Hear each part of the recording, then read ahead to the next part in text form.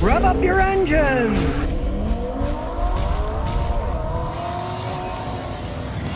All right, today we're talking about a Hyundai. It's the N-Line. This is a 2019 Elantra GT N-Line. Now, to begin with, a lot of people, what does an N-Line mean? They decided at Hyundai to make what they called a racing design. They called it N-Line. This is an Elantra. And you know what the difference between this and a regular one is? Styling. It's got the same horsepower, same engine, same transmission, same brakes. It's just styling. You can see, truthfully, the styling's not bad. They're not bad looking. These cars are a lot better looking than they used to be. Now, she bought it used with only 3,000 miles, so she might as well be the original owner. Now it's got 60-something thousand miles on it.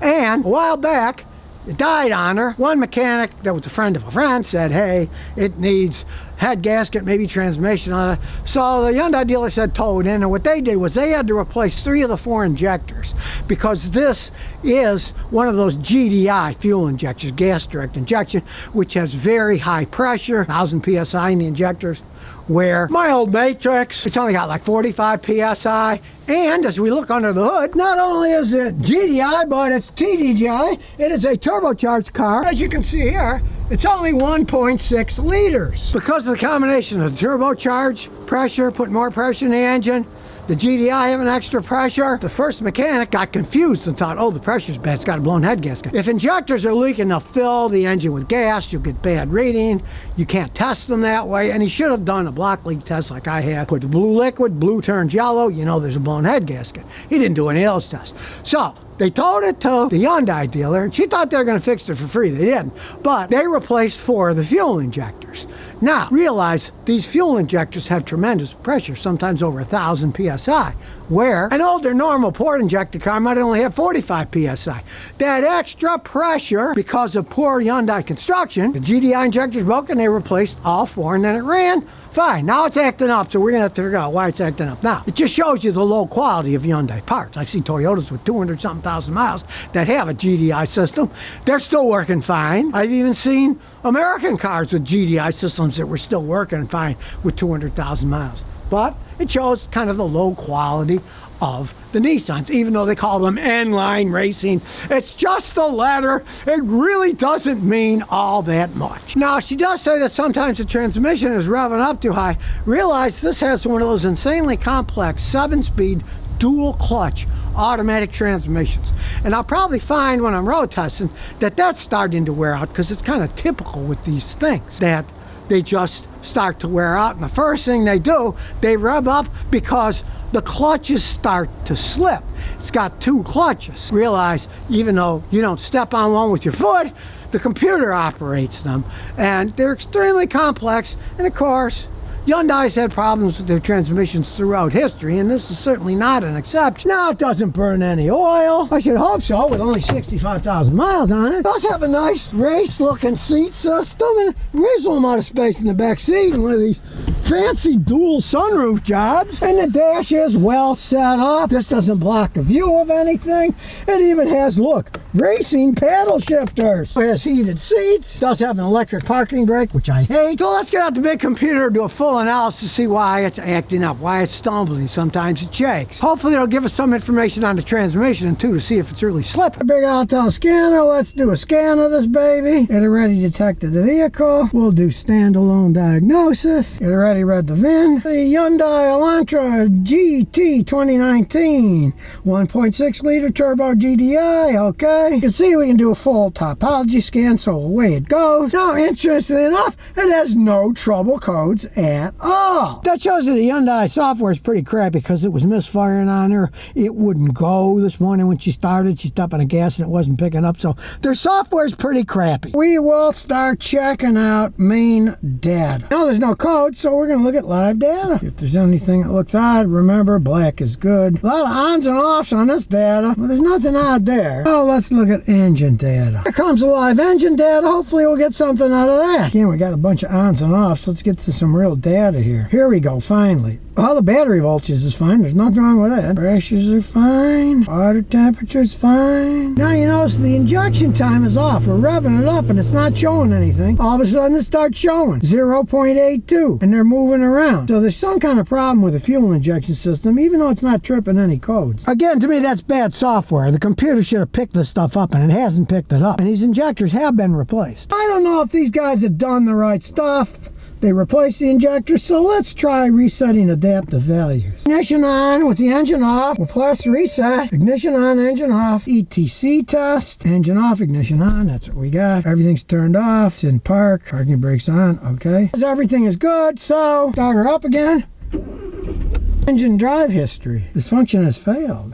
Interesting. It won't give me the history of what's been going on. Well, my computer's better than their computer. It shows the voltage is no good, but let's take it for a road test. Now, since the throttle assembly, parts and labor is going to be $800-900, we're going to try a little Bernie's cleaner, see if that helps it any. So in it goes. So let's give it a little road test. Backup camera, kind of hazy, but it's there. To say the idle's really smooth. I mean, really, it doesn't have that many miles on it. It's only got 66,000 miles on it. And we'll go slow over the bump. It's a relatively low car. We're in the subdivision, so we're only going to go 20 until we get out on the road. And here we go. I mean, the tire pressure reading system's good. There it is. It shows you the tire pressure. That's working. Here we go. You kick that turbo kicks in. It's a zippy little 1.6 liter, I'll give it that. And when the dual clutch transmission is working right, I felt a little bit of slippage, but not bad. There's no amount of zip. Woo, and it kicks in and downshifts, man. Got a nice cornering. I mean, I'm not a Hyundai fan, and the fact that it had to have all 4 fuel injectors replaced before 60,000 miles doesn't bode well for the construction ability of these things. And it doesn't have the stupid stop-start, which I like. We'll check up a hill here.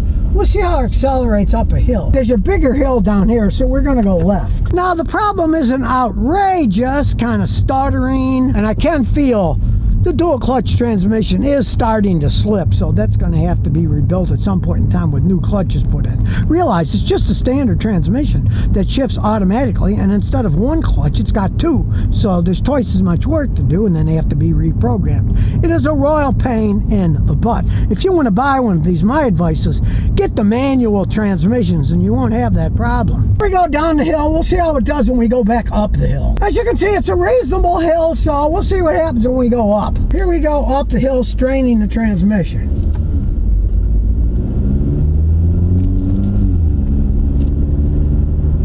It's not really bad. It's not slipping now. We'll slow down. Try it again.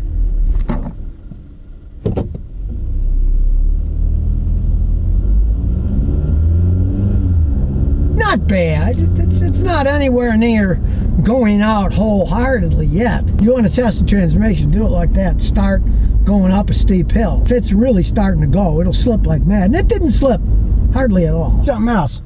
We'll put it into manual. You rub them up higher like this, it's going to run the cleaner through faster. You don't necessarily have to drive 1,000,000 miles an hour. You can just keep it in a lower gear like this, like second gear. Now after putting in Bernie's cleaner and running a while, it's running like a top now. It went up the hill, no problem at all. So maybe the cleaner will fix it. You never know. And as I told her, it does have the paddle shifters.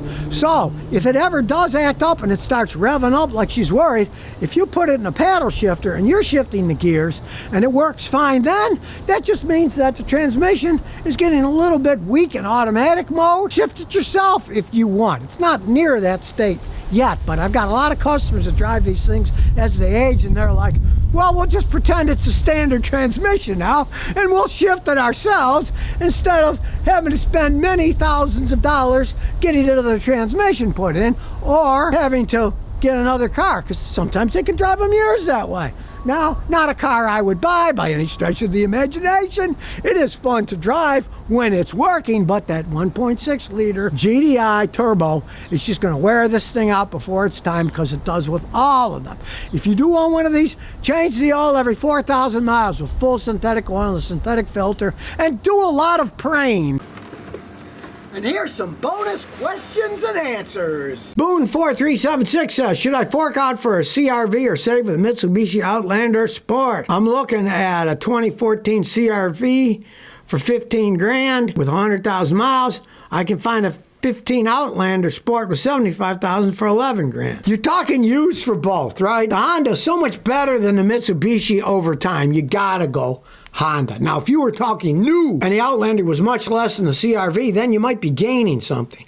But used, the Honda's such a better vehicle. It will last at least twice as long as the Mitsubishi, if not longer. You gotta go with the CR-V. I mean, you're talking about $15,000 worth, so you're only saving $4,000 and you're getting an inferior vehicle. Doesn't make sense to save pennies but lose dollars, because that Honda will probably be going years and years after the Mitsubishis in the junkyard. Mitsubishis are okay if you buy them new, drive them 100,000 miles or something, but the Hondas will go 200,000, 300,000, 400,000. The Mitsubishis don't.